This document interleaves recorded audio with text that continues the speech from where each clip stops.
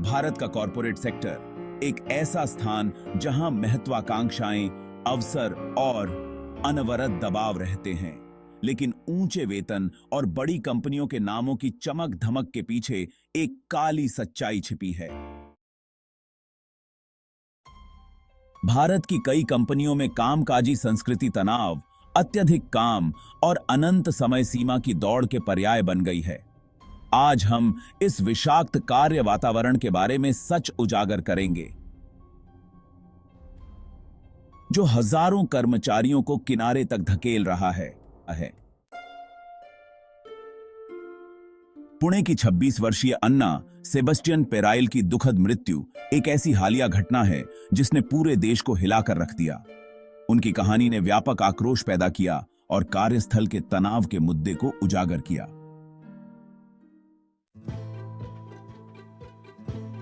अन्ना की मां ने सार्वजनिक रूप से कंपनी पर आरोप लगाया कि उनकी बेटी पर अत्यधिक काम का बोझ डाला गया था। इससे सरकारी जांच शुरू हुई, जिसने भारत के कॉरपोरेट सेक्टर में प्रचलित ओवरवर्क की संस्कृति पर सवाल उठाए।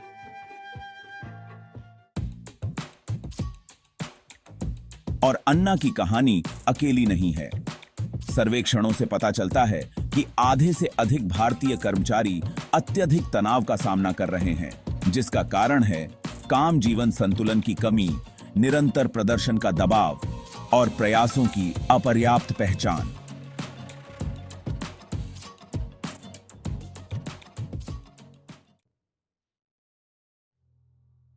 यहां तक कि जोहो के सीईओ श्रीधर वेम्बु जैसे शीर्ष उद्योग के नेता भी इस विषाक्त वातावरण की आलोचना कर चुके हैं। इसे प्रेशर कुकर जैसा बताते हुए कहा कि यह एक ऐसा वातावरण है जो कर्मचारियों के लिए दुखद परिणाम लेकर आएगा। बोकांके है। तो अब क्या किया जा सकता है? क्या इस टूटी हुई प्रणाली को सुधारने का कोई तरीका है? आज के वीडियो में हम इस विषाक्त कार्य संस्कृति के कारणों, इसके कर्मचारियों के मानसिक स्वास्थ्य पर प्रभाव और इसमें सुधार लाने के तरीकों का विश्लेषण करेंगे।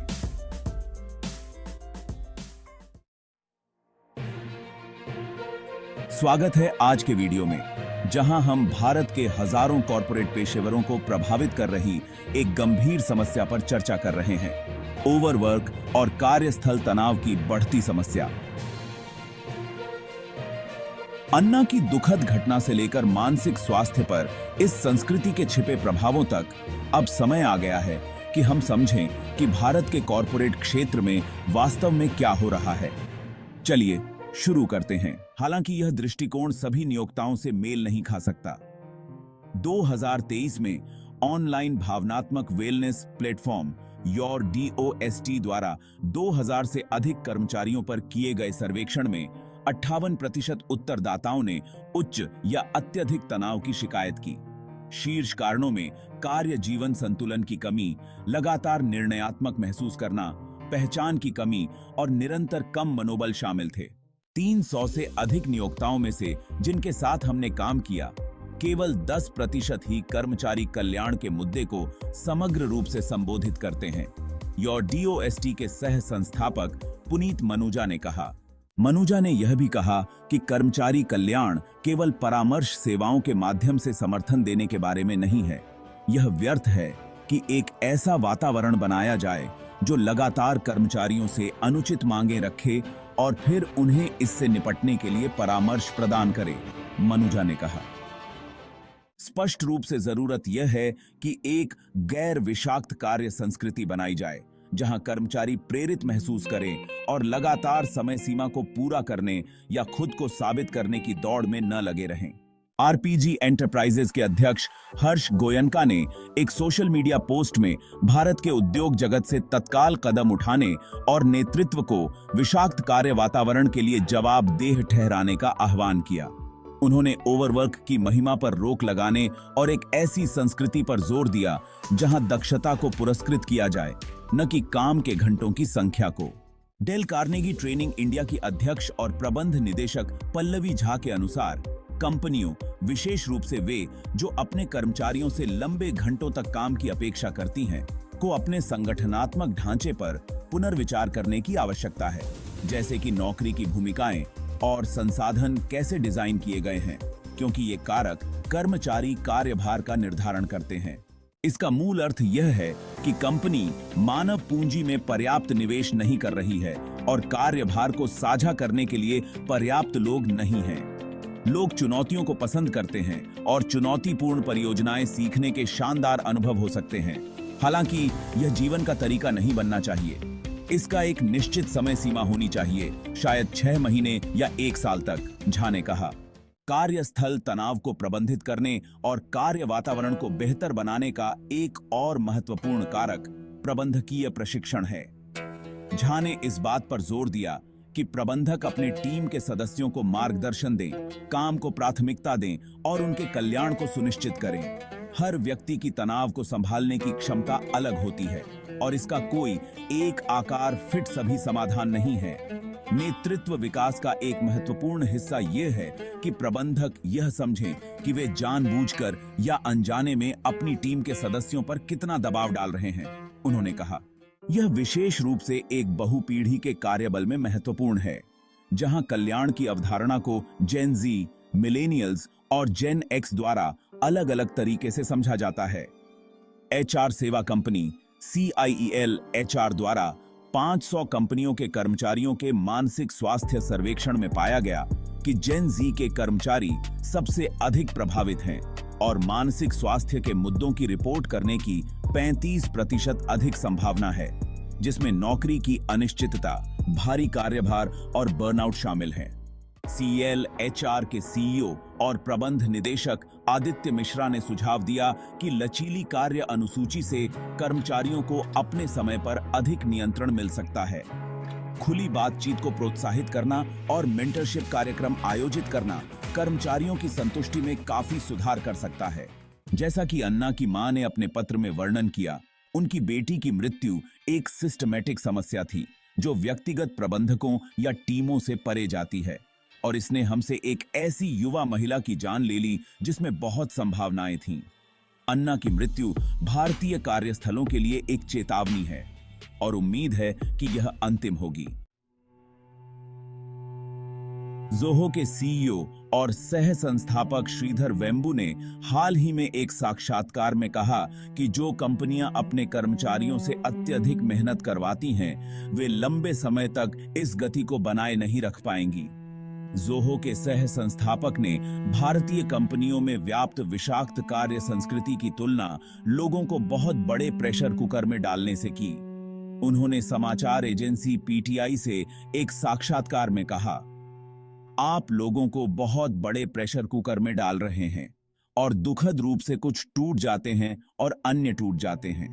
यही परिणाम है और मुझे लगता है कि यही कारण है कि हमें भूगोल के आधार पर विविधता लानी होगी। हर गतिविधि को एक ही स्थान पर नहीं होना चाहिए और हमें दीर्घकालिक कंपनियों को बनाने के बारे में अलग तरीके से सोचना होगा। उन्होंने आगे कहा कि दीर्घकालिक स्थायी संगठनों को बनाने में एक संतुलित कार्य वातावरण महत्वपूर्ण होता है, न केवल लंबे कार्य समय, बल्कि वेम्बू ने यह भी कहा कि अन्य कारक भी एक अस्वस्थ कार्य वातावरण में योगदान करते हैं। इनमें बड़े शहरों में पलायन के कारण युवाओं में अकेलापन और लंबे समय तक आने जाने का समय शामिल है, जिसमें उन्होंने बेंगलुरु का उदाहरण दिया। उन्होंने आगे कहा, मैंने 27-28 साल का समय दिया है और अगर संभव हो तो मैं और 28 साल काम करना चाहता हूं, लेकिन इसका मतलब है कि मैं खुद को जलाना नहीं चाहता। मैं अपने किसी भी कर्मचारी को जलने नहीं देना चाहता। वेम्बू की यह टिप्पणी उस समय आई है जब हाल ही में कई घटनाएं हुई हैं जिनमें युवा कर्मचारियों ने अत्यधिक काम के दबाव के कारण अपनी जान गंवाई है। इस साल जुलाई में 26 वर्षीय अन्ना सेबेस्टियन पेराइल की मृत्यु हो गई, जिसे उनकी मां ने काम के तनाव का परिणाम बताया। पेराइल पुणे में एसआर बटली बॉय से जुड़ी थीं, जो अर्नस्ट एंड यंग EY से जुड़ी एक फर्म है। अन्ना की मां अनिता ऑगस्टीन ने EY इंडिया के अध्यक्ष राजीव मेमानी को एक ईमेल भेजा जिसमें उन्होंने कंपनी पर अत्यधिक काम को बढ़ावा देने का आरोप लगाया।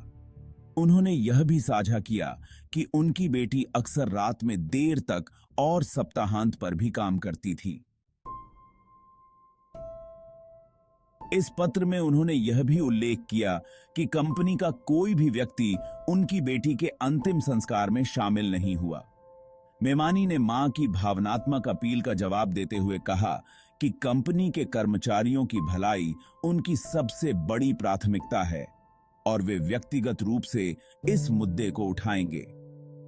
मैं एक सौहार्दपूर्ण कार्यस्थल को बढ़ावा देने के लिए पूरी तरह से प्रतिबद्ध हूं और जब तक यह लक्ष्य प्राप्त नहीं हो जाता, मैं चैन से नहीं बैठूंगी। अन्ना सेबेस्टियन पेराइल विषाक्त कार्य संस्कृति की एकमात्र शिकार नहीं है जो भारत में प्रचलित है। हाल ही में उत्तर प्रदेश के झांसी में बजाज फाइनेंस से जुड़े युवा कर्मचारी तरुण सक्सेना ने आत्महत्या कर ली।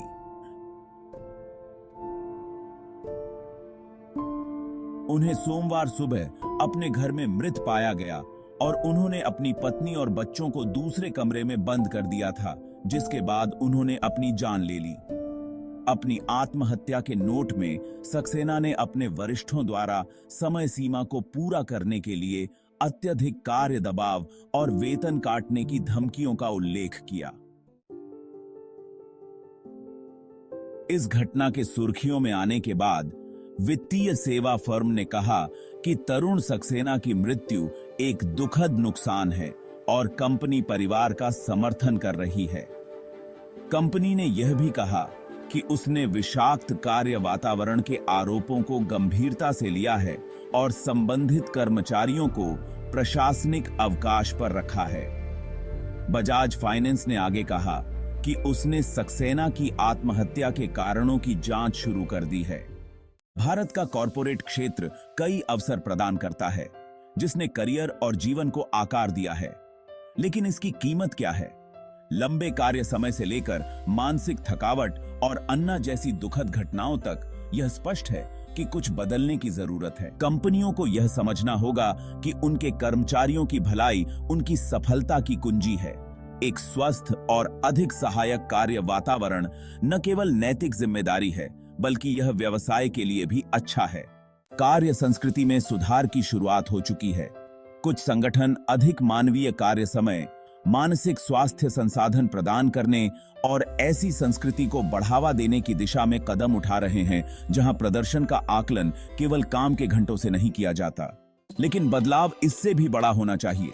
यह कंपनियों, नेताओं और कर्मचारियों पर निर्भर है कि वे सामान्य मान्यताओं को चुनौती दें, बेहतर नीतियों की मांग करें और ऐसे कार्यस्थल बनाएं जहां उत्पादकता और भलाई दोनों को महत्व दिया जाता हो। आज का वीडियो देखने के लिए धन्यवाद। अगर आपने भी अपने काम में तनाव या अत्यधिक काम का अनुभव किया है, तो अपनी कहानी नीचे कमेंट्स में साझा करें।